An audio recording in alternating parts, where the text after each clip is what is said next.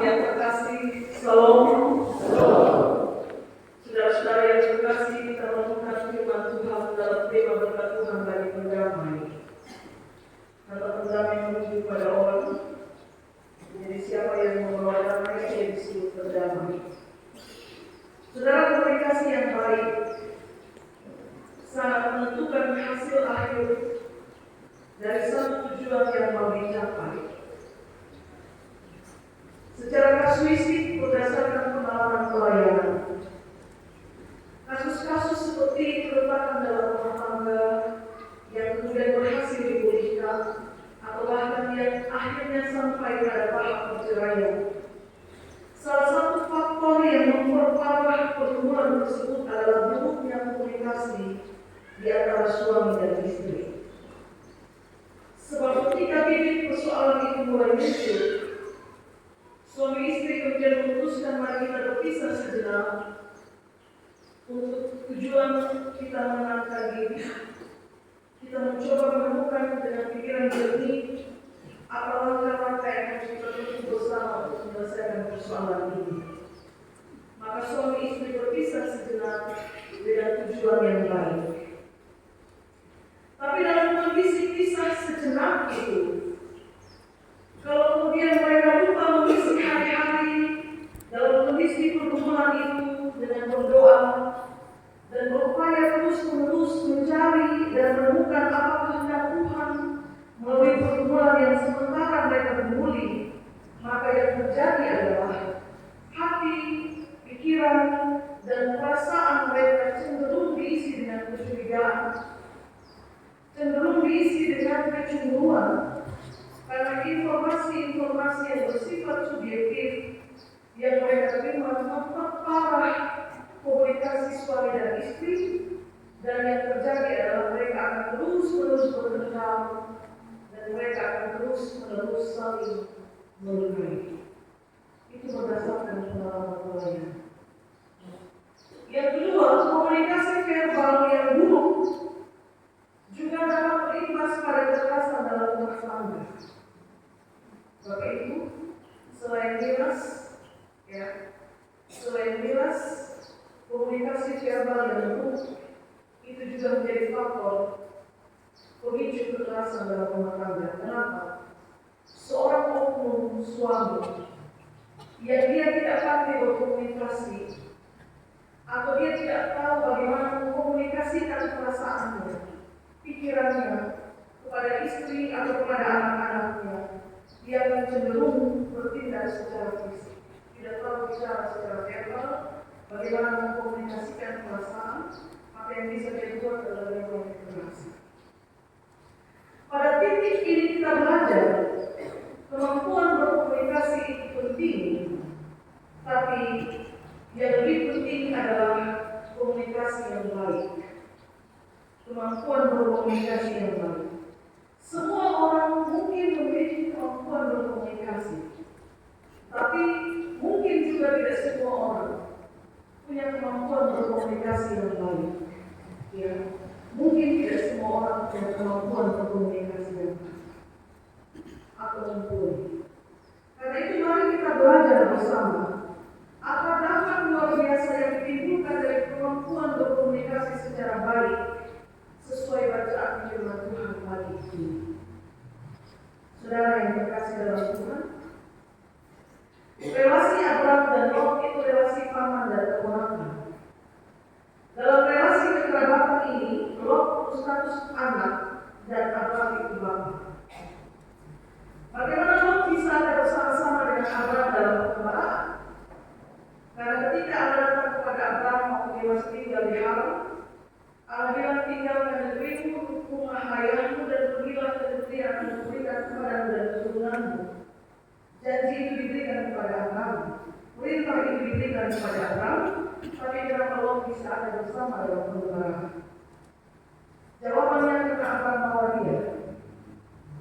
Abraham yang membawa Lot untuk ikut bersama-sama dengan dia dan juga Sarah istrinya. Dan mereka pergi ke negeri yang dijanjikan oleh Allah yang bernama Kanaan. Itu informasi pertama, supaya saudara tahu bahwa ketika Allah suruh Abraham pergi, kenapa Lot juga ada di situ, Abraham secara sadar mengajak keponakannya untuk hidup bersamanya. Kemudian informasi yang kedua, kenapa harta mereka banyak? Bacaan kita bilang Abraham harta itu begitu banyak ternak, emas, perak, Lot juga punya harta yang banyak. Kejadian pasal 12 itu bercerita bagi kita bahwa ketika mereka pergi dari Haran, keluar dari Haran, mereka tidak seperti yang ibadah. Oh ini karena ini alat perintah, maka kita berjalan, nanti perjalanan alat senjata, itu hal lain. Tapi dalam konteks perjalanan Abraham pergi ke negeri Kanaan, dia, Sarai dan juga Lot keponakannya, mereka tidak jalan tangan kosong. Kejadian 12 bilang mereka bawa semua, mereka punya segala harta benda yang mereka dapat selama mereka berdiam di Haran. Ketika perjalanan itu sampai ke Mesir, ada tipu muslihat yang Abraham buat kepada Firaun, karena dia punya istri cantik, nanti kalau Firaun suka, dia sebagai suami bisa disakiti, maka disuruh Sarai mengaku bahwa Sarai ini anaknya. Waktu Firaun ambil Sarai, karena Firaun suka dengan Sarai yang cantik, Firaun kasih Abraham sejumlah besar ternak dan juga diberikan beserta dengan budak-budak. Maka bertambah-tambah harta benda yang mereka punya. Dalam kondisi yang demikian, saudara-saudari yang terkasih, bacaan kita kemudian mencatat pada ayat yang ke-6. Saudara, satu orang silakan baca ayat yang ke-6. Silakan baca dengan suara yang keras. Bagi itu dari bangsa jemaat, ayat yang ke-6.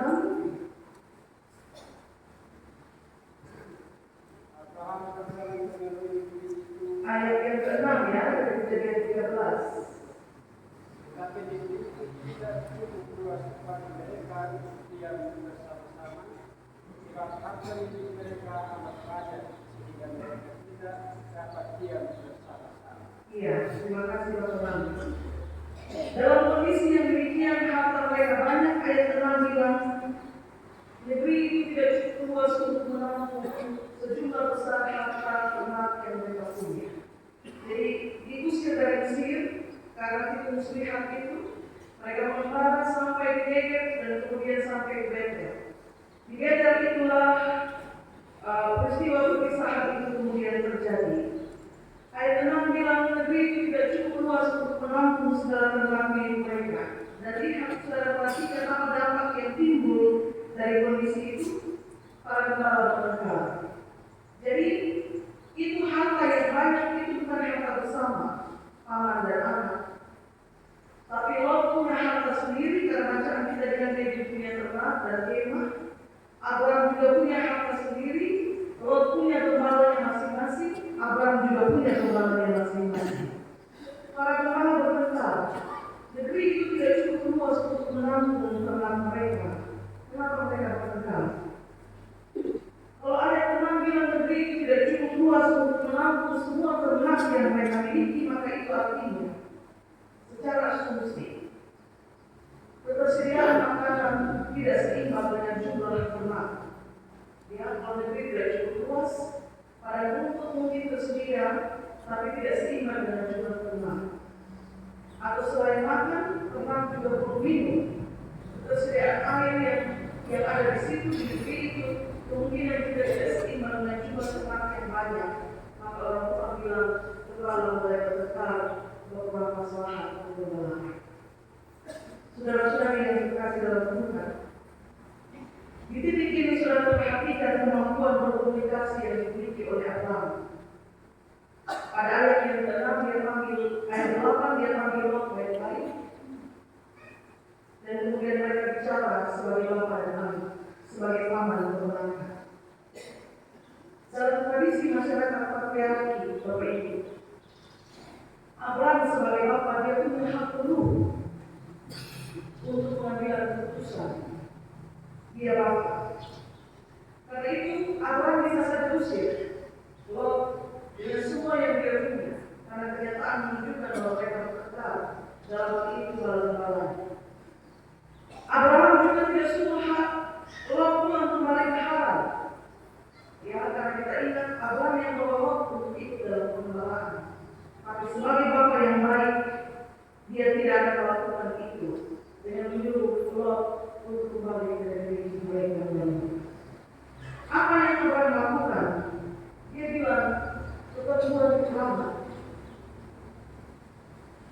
Tidak boleh ada pertengkaran, karena kita dua berkelahi. Jangan sampai karena berbeda kita bertengkar, kita juga ikutan bertengkar. Maka pilihan terbaik adalah kita dua harus berpisah. Kalau kau pilih ke kiri, saya akan pilih ke kanan. Kalau kau pilih ke kanan, saya pilih ke kiri. Seorang bapa yang baik mengkomunikasikan secara baik apa hal yang baik untuk menyelesaikan persoalan di antara mereka sebagai kerabat. Kemampuan berkomunikasi yang baik itu kemudian muncul lagi dalam sisi berikut. Sebagai bapa dalam sistem masyarakat patriarki, kalau harus memilih daerah tempat mungkin, maka harusnya abang yang pilih duluan, karena dia bapa. Tapi dalam pembicaraan itu, sang bapa meminta anak supaya kau pilih dulu. Bukan dia yang pilih dulu. Dia bilang, oh, kau pilih dulu. Dalam pandangan sejauh mata memandang, kau melihat di lembah Yordan itu airnya melimpah.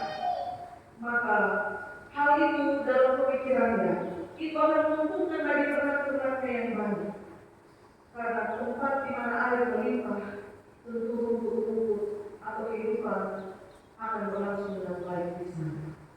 Maka dia pilih lembah Yordan dan Abraham kemudian mendapatkan anak. Apa yang kemudian menjadi kondisi ternyata dari dua daerah ini, Bapak Ibu?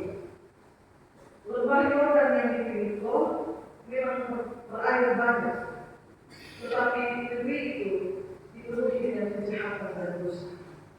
Cerita kita bilang atau bacaan kita bilang ini peristiwa terjadi sebelum Allah menciptakan Sodom dan Gomora. Karena itu nanti kita lihat waktu itu Abraham berupaya di sepuluh Lot ketika Allah benar-benar telah memusnahkan Sodom dan Gomora.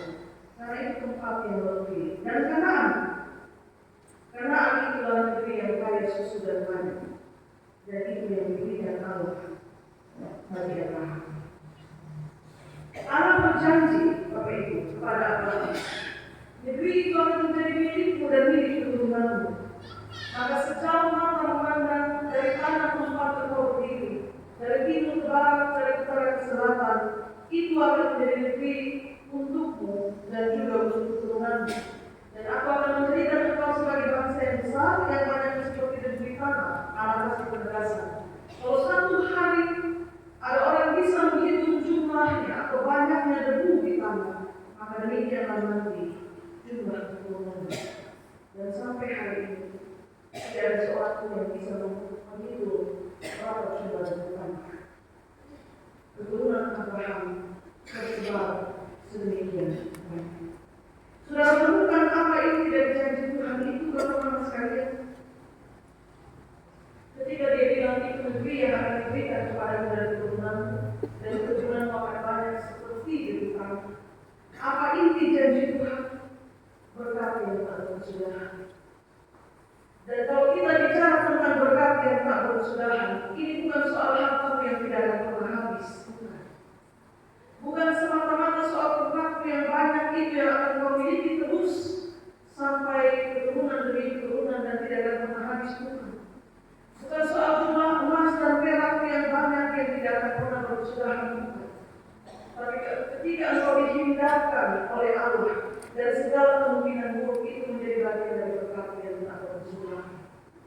Saudara tahu, kalau mengikuti keinginan daging, Abraham bisa saja memilih lebih dulu tanah yang akan dia tempati.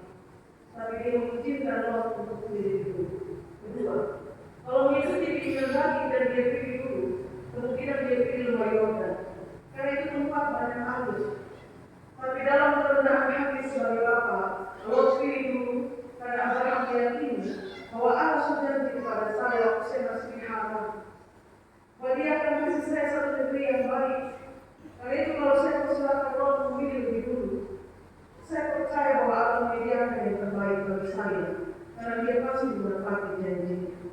Saudara yang terkasih, kalau yang engkau inginkan itu semata-mata damai, atau jika yang engkau kerjakan itu semata-mata untuk kedamaian orang bersaudara, orang berkerabat, dan kalau komunikasi yang baik, kemampuan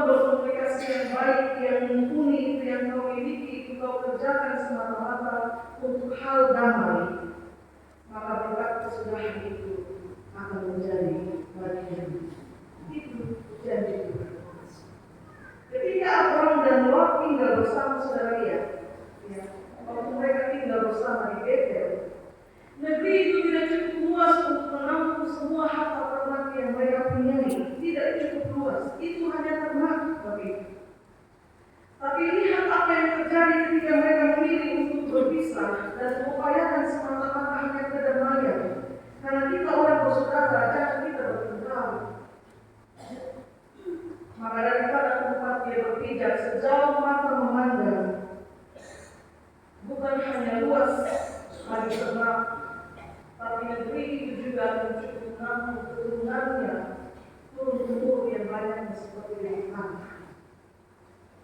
Saya berharap sampai sini teman-teman tahu bahwa waktu di Betel itu tidak cukup luas mampu mereka ternak saja, ternak. Tapi ketika upaya perdamaian itu ditempuh dan mereka berpisah, Allah bilang keturunan akan banyak seperti debu di tanah. Dan ternyata artinya bahwa negeri yang diberikan itu bukan hanya cukup untuk tampung ternak, tapi juga akan cukup untuk menampung keturunan dan keturunan. Itu berkat sudah. Kalau Abraham ikut keinginan lagi, sekali lagi saya ulangi yang dia pilih Mario.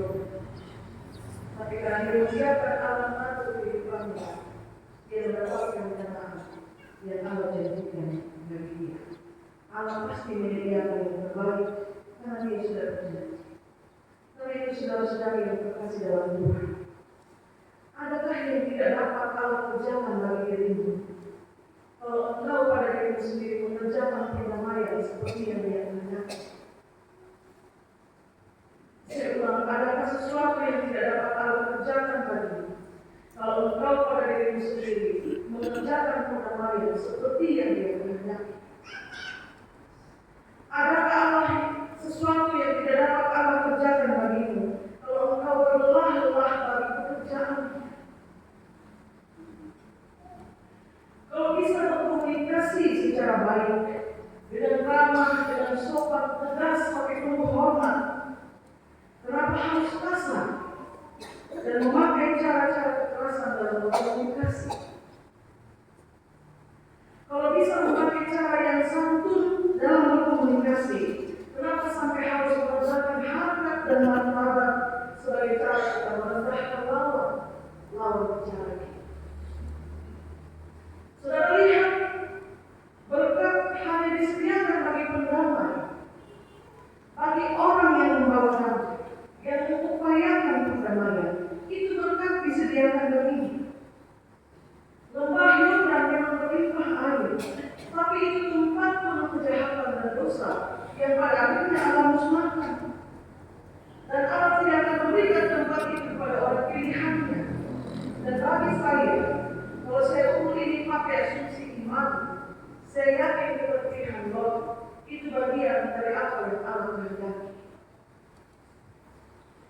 Tapi justru tanah tempat dia berpijak itu menjadi negeri yang kaya susu dan madu, tempat di mana dia akan hidup di situ, dan itulah tanah-tanah. Kalau kau setia mengupayakan damai, pertama-tama di keluarga, pertama-tama di lingkungan tempat tinggal, di tempat kerja, dan juga bahkan mengupayakan damai di dalam gereja milik Tuhan, percayalah tersedia satu berkat yang tidak berkesudahan dari seorang pendamai. Tidak berkesudahan, dan itu janji Tuhan. Dan orang yang mengerjakan damai pada tempat yang pertama, meski dia tidak menjadi pemilih pertama, meski dia tidak menjadi pemilih pertama, dia meyakini Allah akan menyediakan yang terbaik bagi. Jadi kalau kita dua orang sama-sama harus pilih, dengan rendah hati saya silakan anak kau pilih dulu. Anak bilang jangan mama, kau pilih dulu. Tidak, kau pilih dulu. Karena mama sudah terlanjur begitu meyakini bahwa apa yang Allah sediakan bagi mama itu pasti baik karena dia sudah janji. Karena dia sudah janji. Itu sama dengan kalau engkau sedang ada dalam pergumulan hidupmu. Apa yang pernah dia janjikan untukmu, kalau cuma baru 1-2 tahun, jangan pernah menyerah. Kalau dia sudah berjanji, pasti dia tepati. Dan apa yang dia kasih itu akan yang terbaik. Secara mata jasmani melihat itu tempat baik, karena itu rumah Yordan dan air. Tapi Allah bilang itu bukan tempat terbaik, karena itu bukan negeri yang dijanjikan. Yang kita bilang begini yang terbaik, tapi Allah bilang sama. Yang terbaik mesti ada dalam hidup. Meski dia datang nampak belah atau belakang. Saudara-saudari, memulai ini secara khusus bagaimana saudara-saudari yang terkasih dalam Tuhan. Sebab segala sesuatu yang kita upayakan, jika itu semata-mata seperti yang Tuhan kehendaki, berkata kesudahan di setiap kata agama, hanya bagi pendamai. Tuhan berkati kita dengan firman. Amin. Kita mengingatkan persembahan suci